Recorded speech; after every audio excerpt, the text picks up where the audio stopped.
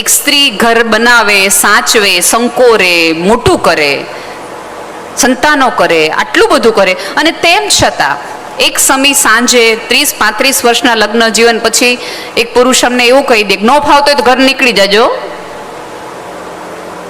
એટલે 35 વર્ષે 20 વર્ષના લગ્ન જીવન પછી સ્ત્રીએ સતત એક ચિંતામાં રહેવાનું કે આ ઘર મારું છે કે નહીં, આ કુટુંબ મારું છે કે નહીં, આ સમાજ મારો છે કે નહીં. જ્યાં સુધી આવા ભાગલા પાડશો ને ત્યાં સુધી સમાજની સમસ્યા કોઈ દિવસ એક નહીં થાય.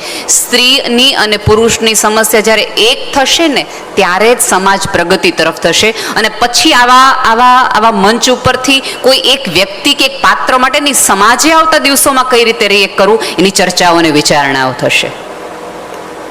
સ્ત્રી આમ જુઓ ને તો તમામ સ્ત્રી સવાલ પણ છે અને જગતના તમામ સવાલનો ઉકેલ પણ છે. સ્ત્રી સમસ્યા પણ છે અને સ્ત્રી આનંદ પણ છે, સ્ત્રી પ્રેમ પણ છે અને સ્ત્રી ઈર્ષાય છે. મેં તો અનેક વાર કીધું છે કે માતાજીઓના અલગ અલગ પ્રકારો છે. સૌમ્ય છે, રુદ્ર છે, સંગીત છે, માળા છે, કેટલા બધા માતાજીઓના સ્વરૂપ અમારી અંદર છુપાયેલા જ છે. તમે જે રીતે અમારી પૂજા કરશો ને એ રીતે અમે દર્શન દેશું. તમે અમને પૂછશો તમે લક્ષ્મી થઈને વરસશું, તમે ડોળા કાઢશો તમે મહાકાળી સ્વરૂપે તમને પ્રગટ થશો. તમારે જે સ્વરૂપ જોતું હોય એની પૂજા તમારે અમારી કરવી, કારણ કે અમારી અંદર તો છે દેવીઓનો. અને બીજું અનેક વાર આપણે કહી ચૂક્યા છીએ કે ઉમરાવાળીને રાજી કરશો ને તો ડુંગરાવાળી રાજી થાય મારા બાપ, એ વગર શક્ય નથી. હવે સવાલ એ છે કે પુરુષોએ તો સ્વીકારી લીધું કે તમે શક્તિ છો, તમે ઘણું બધું કરી શકો એમ છો, તમારામાં ઘણી બધી આવડત છે, તમે ઘર, પરિવાર અને બાર બિઝનેસ બંને જ સંભાળે. હમણાં જ મને ભાનુબેને કીધું કે 2 વર્ષ પહેલા અચાનક એક એવી સમસ્યાઓ આવી ગઈ ફેમિલીની કે આખું જે એણે ક્યારેય બિઝનેસ નહોતો ઉપાડ્યો એ સ્ત્રી બિઝનેસ સંભાળી લેવો પડ્યો. એટલે કે જ્યારે આવી પડે છે ને મુશ્કેલીમાં, સ્ત્રી છે ને એ મુશ્કેલીમાં સૌથી વધુ શક્તિ થઈ જાય, કારણ કે શક્તિનું સ્વરૂપ છે. એનામાં જેટલી મૂંઝવણ તમે એને જેટલી બાંધો, જેટલી તકલીફમાં નાખો ને એટલે તમે જો કોઈ પણ વિધવા સ્ત્રી હોય ને એ બહુ લાંબુ જીવી જાય, પોતાના સંતાનોને ભણાવે, એના સંતાનોને ક્યાંય પણ પહોંચાડે. પણ એક વિધુર પુરુષ હોય ને એ ધીમે ધીમે વાંકો વળતો જાય, થોડો મૂંઝાતો જાય. એની માટે સર્વાઈવ થવું અઘરું પડે, કારણ કે ઓલી પહેલી ચાની ટેવ હોય એની માટે રાહ જોવાની. ઓલું તો હાસિદ ધરી દેવાતી હતી, ઓલા તૈયાર બધું મળતું હતું. એટલે સ્ત્રી પાસે એ આવડત છે, એ ક્ષમતા છે કે પોતાનું એક રીતે કરી શકે એમ છે. પણ સવાલ એ થાય છે કે સ્ત્રીને સતત એ યાદ કરાવ્યા રાખવાનું. અમારા જેવા મોટિવેટરોએ, આવી બધી કવિતાઓએ સતત તમને યાદ કરાવ્યા રાખવાનું, તમે આ કરી શકો એમ છો, તમે આ કરી શકો એમ છો, તમે આ કરી શકો એમ છો. બેને એવું કીધું ને કે ભાઈ ઈચ્છા શક્તિ પ્રબળ રાખો. ઈચ્છા શક્તિ ક્યાંથી બેન પ્રબળ રાખીએ? સવારે ઉઠવું હોય ને તો સવારે 3 વખત એલાર્મ મૂક્યો હોય ને ઈચ્છા શક્તિ વહી જાય છે એલાર્મ બંધ કરીને. એટલામાં નાનામાં નથી હચવાતી ઈચ્છા શક્તિ, તોલામાંથી ક્યાં થાય? હમણાં થોડાક વખત પહેલા એક મને સ્વામીજી મળ્યા ને તો એ બધી આત્માની એવી બધી વાત કરતા હતા. મને કે આત્માની શોધ છે ને એ જ સાચી શોધ છે, બાકી બધી વાતું છે. એટલે મેં કીધું સ્વામીજી અમારે તો એવું છે કે દૂધ ઉભરાઈ જાય તો હાણસી નથી મળતી, આત્મા ક્યાં ગોતવા જાઓ? આમાં હામી હોય એ નથી મળતું, નથી દેખાતું અમને ક્યાંથી મળવાનું? અહીંની વાતો કરો ને તો આપણે જીવીએ ને સમજાય કે આ બધી કેટલી તકલીફ છે. સ્ત્રીઓને મારી નમ્ર વિનંતી છે કે આકાશ સુધી પહોંચવાના બદલે પહેલા આંગણા સુધીની સમસ્યાઓ અને પોતાની જાતની થોડીક પ્રોબ્લેમ વિશે વાત કરી લો. આપણે એવું માનીએ છીએ કે મને પ્રોબ્લેમ સાસુના હિસાબે છે, મને પ્રોબ્લેમ દેરાણીના હિસાબે છે, મને પ્રોબ્લેમ જેઠાણીના હિસાબે છે, મારે પ્રોબ્લેમ છે નણંદના હિસાબે છે. અને અત્યારે તકલીફ એવી છે કે આજથી 10 વર્ષ પહેલા દીકરો દીકરી સમાન, દીકરો દીકરી સમાન એવી આપણે ઝુંબેશ ચલાવી અને બહુ જ સરસ રીતે લોકોએ સ્વીકારી પણ લીધું કે હા દીકરો અને દીકરી સમાન છે, એક સમાન છે, સાથે ઉછેર કરે છે, બંનેને સરખું ભણાવે છે, આગળ વધારે છે. પણ હવે ક્યાંક સમાજમાં મને એવું જોવા મળે છે કે દીકરીને વધુ આપણે આગળ વધારીએ, દીકરા બિચારે ક્યાંય રહી ગયા ખૂણામાં. કેટલાય કુટુંબો હું એવા જોઉં છું ભાઈ કે જ્યાં દીકરીનું પરણાઈ જાય પછી એનું દીકરીનું ચાલે. ઘરમાં રંગ બદલાવ હોય ને તો કે મોટી બેન આવે ને પછી આપણે નક્કી કરીએ. એટલે છોકરાને સતત એક ઇન્ફેરિટી કોમ્પ્લેક્સ થઈ જાય. મને તો લાવ્યા શું કામ આ પૃથ્વી પર? કંઈ પૂછવાનું જ નહોતું, કરવાનું જ નહોતું, કુટુંબના તમામ નિર્ણય દીકરીને જ આપવાના હતા. દીકરીઓને મારી નમ્ર વિનંતી છે, નણંદોને પણ મારી નમ્ર વિનંતી છે કે જો તમને તમારી નણંદ ન ગમતી હોય ને તો તમે કોકને નહીં જ ગમતા હો. આવીને પહેલું વહેલું તમે જો અત્યારે કેવું થાય ખબર છે કે દીકરીઓ ઘરે આવે ને એટલે પહેલું વહેલું કેમ આ સોફા અહીંયા લઈ લીધા. ઓલી જે નવી પરણેલી વહુ આવી હોય એને પોતાના સપના હોય, એને પોતાનું ઘર બનાવવું હોય, એને પોતાનું આમ કરી જોઈ જોઈએ. એટલે પહેલું વહેલું તમે આવીને એમ કહો આખું કામ બદલાયું એટલે તરત ઓલી મમ્મીને એવું થઈ જાય સાચી વાત છે, આનું હલવા ન જ દેવાય, તરત સોફા બદલાવી નાખે. એટલે ઓલી ભાભીને એવું થાય કે મારા ઘરમાં આ કેમ મારે કરવાનું, સોફા એ કેમ મારે રાખવાના, કેમ અત્યારે આ. જે દીકરીઓ પ્રોપર્ટીમાં ભાગ લે છે ને એમને મારે નમ્ર વિનંતી કરું છે કે જો તમને પિતાની પ્રોપર્ટીમાં સરખો ભાગ લેવાની ઈચ્છા હોય તો માતા પિતાને સાચવવાની જવાબદારીમાં સરખો જ ભાગ લ્યો. તમારી મમ્મી બીમાર પડે, હોસ્પિટલમાં રહેવાનું જાય તો તમારી ભાભીએ તે ડાયપર બદલવા જવાના, તમારી ભાભીએ ટિફિન કરવાનું અને તમારા ફોનમાં સલાહ આપ્યા રાખવાની મમ્મી તારું ધ્યાન રાખજો, મમ્મી તારું ધ્યાન રાખજે, એમ નહીં. જ્યારે જ્યારે પ્રોપર્ટી લ્યો ત્યારે તમારા પતિને બહુ પ્રેમથી કહો કે જો પ્રોપર્ટી લીધી છે ને તો 10 દિવસ માંદા પડશે તો ત્યાં જવું પડશે, પછી સાંજે ફોન નહીં કરે કે મારી મમ્મીની તબિયત નથી સારી તું આવતી રહે. અને અહીંયા બેઠેલી તમામ સાસુઓને મારી વિનંતી છે કે તમારા ગમતા ઘરેણાના ઘાટ તમે તમારી દીકરીને આપો અને જે તમારા જીવનનો ઘાટ રચવાનું છે એ દીકરાની વહુને પડ્યું હોય એમાંથી આપો. એવું ન કરો. તમારે રહેવાનું તમારી દીકરાની વહુ સાથે છે, તમારી દીકરી સાથે નહીં. આજે નહીં તો કાલે બધું જ એને આવવાનું છે.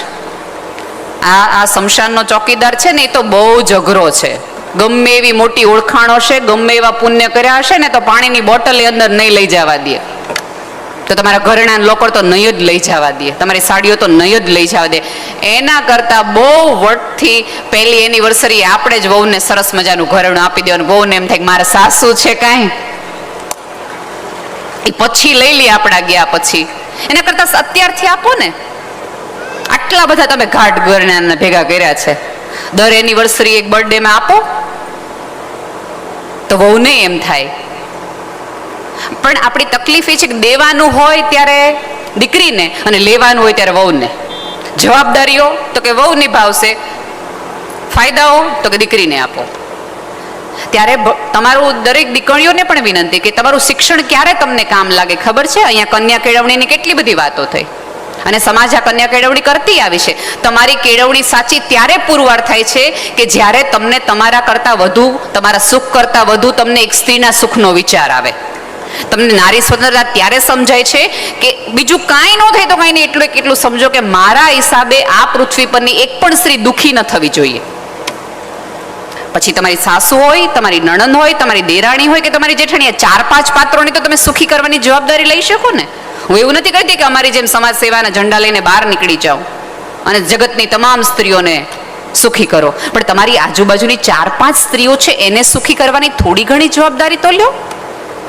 જેમ તમને તમારા સ્વપ્નાઓ ને ઈચ્છાઓ રોળાઈ ગયા એનું દુઃખ છે, એવી જ રીતે આવનારા પાત્રને પણ એટલી જ દુઃખ અને પીડા છે.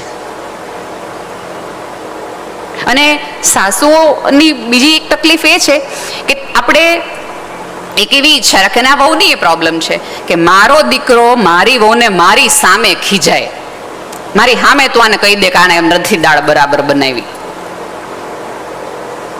તમને શું લાગે છે આ બેડરૂમમાંથી જ્યારે અવાજો આવતા હોય છે એ આ માથાકૂટના જ હોય છે? અને દીકરાની વહુને એમ છે કે તમે મારી સામે કહી દો મમ્મીને કે મારે જવું છે એમ. એટલે આમાં સર્વાનુમતે દીકરો એવું નક્કી કરે છે કે આંદરો અંદર બે બલકતી પતાડી દેતા હોય તો આપણે ઘરની બહાર રહેવું. એવું શું કામ કરવું જોઈએ? અને જ્યારે દીકરાની મમ્મીઓને વિનંતી છે કે તમારો દીકરો અત્યાર સુધી ભીંડાનું રીંગણાનું શાક નહોતો ખાતો, હવે પ્રેમથી ખાવા માંડ્યો છે, એક સ્ત્રીએ બનાવ્યો છે તો મોઢું બગડવાની જરૂર નથી. કાં અત્યાર સુધી તમને બહુ શાક બનાવડાવ્યા, હવે રીંગણા ખાવા માંડ્યો. એટલે તમારાથી હચવાતો નહોતો એટલે તમે પરણાવ્યો હતો. કેમ કે જો અત્યારે પણ આ જે 2023માં પણ કોઈ છોકરો છે એ થોડોક છેલબટાવ થઈ જાય, રમતિયાળ થઈ જાય તો આપણે વડીલો શું સલાહ આપીએ? ખીલે બાંધી દો, પરણાવી દો. એનો અર્થ એ છે કે એક પુરુષને સીધો કરવા માટે એક સ્ત્રી ઘરમાં હોવી જરૂરી છે, જેનું નામ પત્ની છે. તો તમે જ્યારે વરઘોડે ચડી જાન લઈને લઈ આવ્યા છો ઘરે કે બેન સુધારણા કરો, અમારા દીકરાને સુધારણા કરો, એ કરી રહી ત્યારે તમને કેમ એટલી બધી તકલીફ થાય?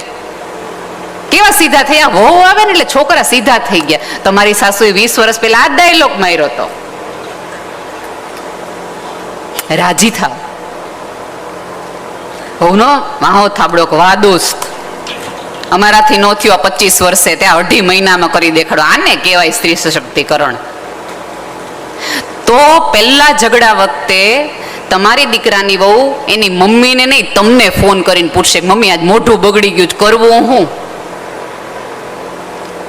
પણ તકલીફ ક્યાં થાય છે કે તરત ઓલી સ્ત્રીને કોઈ પોતાનું મળતું નથી, એવો સંબંધ નથી કેળવી શક્યા ના જેઠાણી સાથે, ના નણંદ સાથે, ના વહુ સાથે. એટલે પહેલો ડાયલ ફોન, ઇમરજન્સી કોલ જાય મમ્મી, અને મમ્મી તો આમ બેઠા જ હોય રાઇફલ લઈને,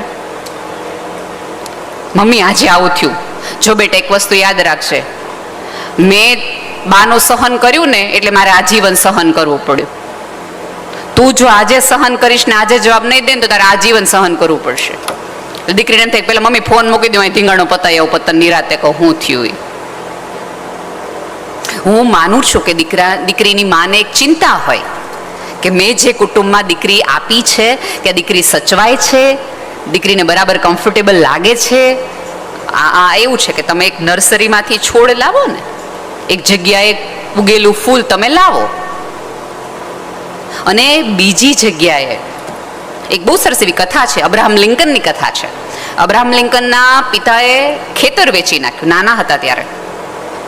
પછી ખેતર વેચી નાખ્યું ને, એ ખેતરના ફૂલોને પાણી પાવા જતા. એટલે અબ્રાહમ લિંકને પૂછ્યું, પપ્પા હવે તો આપણે ખેતર વેચી નાખ્યું છે, હવે તે આપણે શું કામ પાણી પાવા જોઈએ, ક્યાં આપણું છે?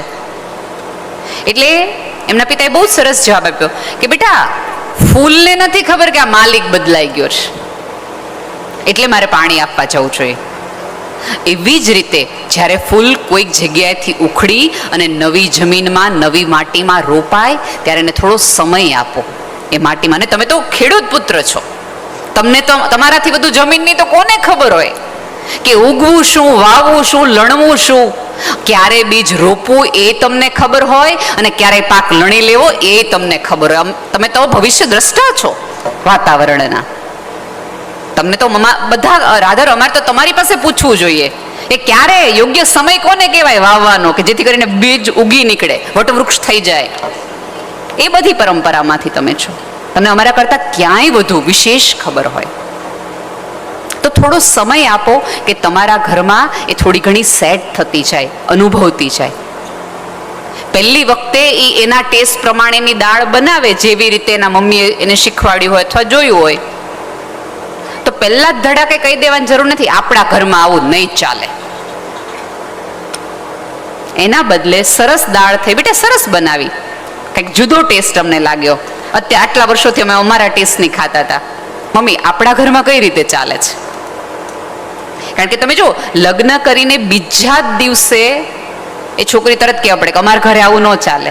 ત્યારે પપ્પા મમ્મીને તકલીફ થાય કે યાર 2 જ દિવસમાં 48 કલાકમાં આ મારું ઘર થઈ ગયું અને તમારા ઘરમાં ચાલે. અમારે ત્યાં આવું બહુ, અમારે ત્યાં કપડાં આમ જ ધોવાય, અમારે ત્યાં રીન જ વપરાય.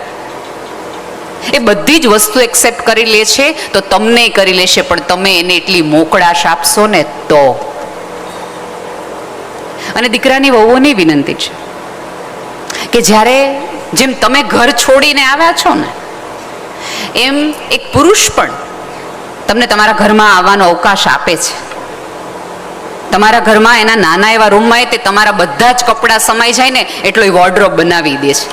કોઈ ભાઈઓએ અત્યાર સુધી એમ કીધું કે તમારા પપ્પાને કહેજો કપડાનો વોર્ડરોબ આપે, એની સાથે એક રૂમે આપે, અમારા ઘરમાં જગ્યા નથી. પહેલું વહેલું સગાઈ થાય એટલે છોકરાના ઘરમાં ઘરનું રિનોવેશન સ્ટાર્ટ થઈ જાય. આ માત્ર ઘરનું રિનોવેશન નથી, મન અને હૃદયનું રિનોવેશન એ છે. એને ખબર છે કે હવે થોડું પહોળું કરવું પડશે કારણ કે પાત્રને સમાવવાનું છે.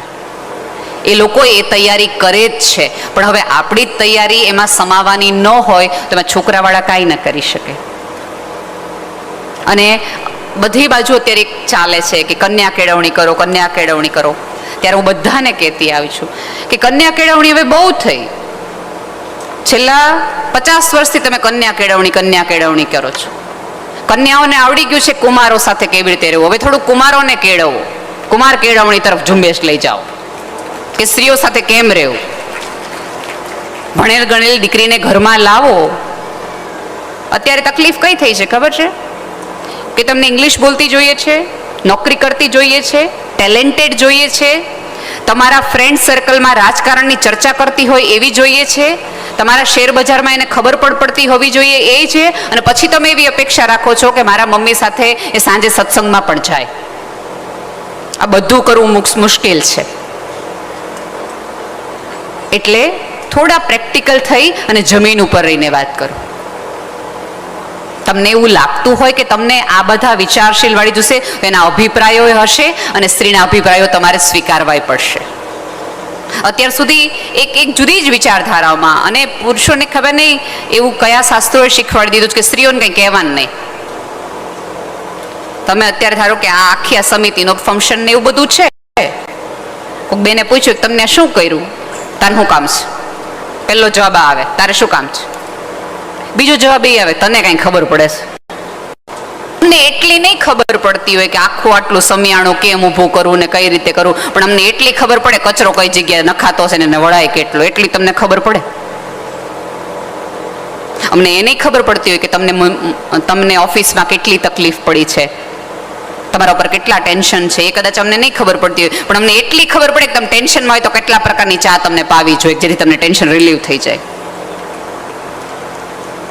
તમે જુઓ આ આખું છે ને વૈજ્ઞાનિક શાસ્ત્ર છે, સ્પર્શનું એક સરસ મજાનું શાસ્ત્ર છે. કેમ બાળક રડે ત્યારે માના ખોળામાં છુપાઈ જાય અને માના એક સ્પર્શથી આખે આખું તમારામાં એનર્જી આવી જાય. ઈશ્વરે કુદરતે સ્ત્રીમાં એના સ્પર્શમાં એની આંગળીમાં એવી હૂંફ રાખી છે કે એક આમ એક સાદો પૂરી સમગ્રતાથી હાથ પકડે ને તમને ખબર પડી જાય કે આ તમે મજામાં નથી. તમે એવું માનતા હો કે અમને ખબર નથી પડતી તો એ તમે બહુ વહેમમાં છો. તમે દરવાજો ધડ દઈને બંધ કરો ને એના ઉપરથી અમે કહી દઈએ કે આ તમે મજામાં નથી અને તમે કેટલા મજામાં છો.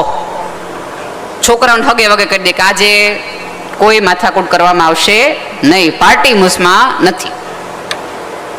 અમને તમારા દરવાજાના અવાજ ઉપરથી ભલા માણસ ખબર પડી જતી હોય, તમે બૂટ કઈ રીતે ઘા કરો છો એના ઉપરથી ખબર પડી જતી હોય, તમારી બેગ તમે કઈ રીતે નાખો છો એ ઉપરથી ખબર પડી જતી હોય, પાણીનો ગ્લાસ તમે ધડ દઈને મૂકો ને તે એટલી અમને ખબર પડી જતી હોય. તમને એટલી ન ખબર પડે કે તમારા મનમાં શું હાલે છે એમ તમે કહો છો? નહીં, ખબર અમને બધી જ પડતી હોય છે, પણ અમે રાહ જોઈએ કે તમે કયો. પણ પુરુષનું ખબર નહીં આપણા ઉછેરમાં જ કાંઈક એવો વાંધો છે કે પુરુષે રડવાનું નહીં, પુરુષે થાકવાનું નહીં, પુરુષે કોઈને કાંઈ કહેવાનું નહીં, પુરુષે હારવાનું નહીં, પુરુષે આળસ નહીં કરવાની, એણે સવાર ઉઠીને વયું જ જવાનું, કામ કરવાનું જ તે. પુરુષે પોતાના સપના તરફ જોવાનું જ નહીં, પુરુષને કોઈ ઈચ્છા હોવી જ ન જોઈએ. ભલે એવું બધા જ સ્ત્રીઓ કહેતી હોય કે લગ્ન પછી સ્ત્રીઓની ઈચ્છાઓ મરી પરવારે છે, પણ સોરી ટુ સે લગ્ન પછી પુરુષોની ઈચ્છા સૌથી વધુ દબાઈ જાય છે, પુરુષોના સપનાઓ સૌથી વધુ રોંધાઈ જાય છે. એ તે લગ્ન પહેલા બાઇક લઈને આટા જ માર્યા હતા એણે હાથ પડે, પછી એને ખબર પડી કે ઘરમાં એક પાત્ર આવે, એને સંતાન થાય, એટલે ધીમે ધીમે જે પુરુષનું વોર્ડરોબ આટલા બધા કપડાનું હતું એ આટલાનું કરી નાખે. અત્યારે આખું ફંક્શન તૈયાર થયું હશે ને એટલે બધાએ નક્કી કર્યું હશે